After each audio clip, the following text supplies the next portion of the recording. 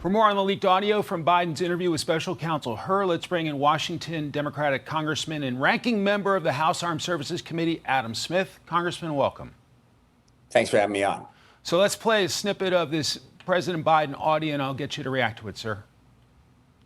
And so I hadn't at this point, even though I'm at Penn, I hadn't walked away from the idea that I may run for office again. But if I ran again, I'd be running for president. And so what was happening though, one month ago dying, May 30th, 2015. Was it 2015 he had died? 2015. I think it's 2015. I'm not sure the months are, but I think that was. Yeah.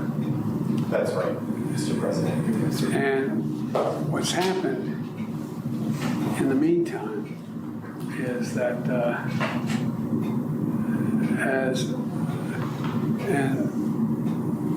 Trump gets elected in November of 2017? 2016. All right. So, why do I have 2017 here? Congressman, I love having you on TV because I consider you a very serious national security lawmaker. Does it make you furious with the Biden inner circle for not coming clean about how he was doing? I mean, yeah, I've felt that way for some time. Clearly, Joe Biden should not have run for re-election. I think that was true in 2022, even when he was doing better. At his age, it never made sense. He had said that he was going to be a one-term bridge. Look, it was a colossal political mistake to have him run again for president. And, I think we should talk about that within the Democratic Party.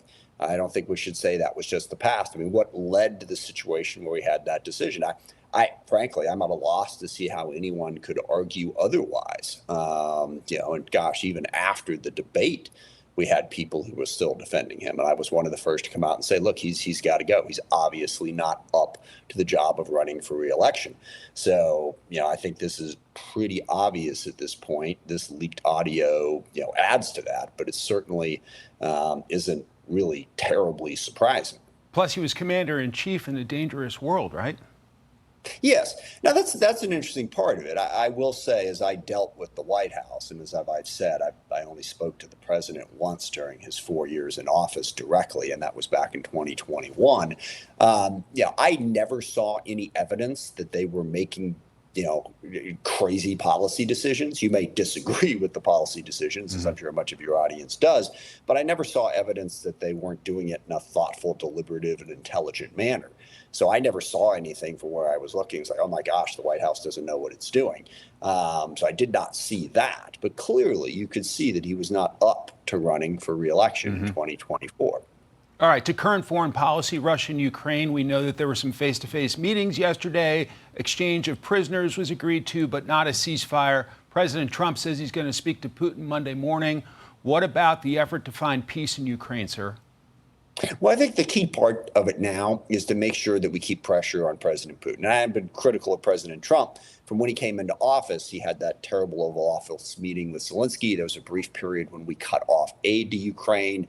We voted against resolutions condemning Russia's invasion of Ukraine. That really gave Putin a green light. It said, look, just wait long enough and the U.S. will abandon Ukraine. I think that lengthens the war. Putin will only stop when he knows that Ukraine is going to be able to stop him. And it is key that the U.S. and the 53-nation coalition, which, by the way, the Biden administration put together, which did a pretty good job of blunting Russia's momentum, got to stop Putin first. Got to make it clear he's not going to grab more territory. And then Putin will be in a better position to negotiate.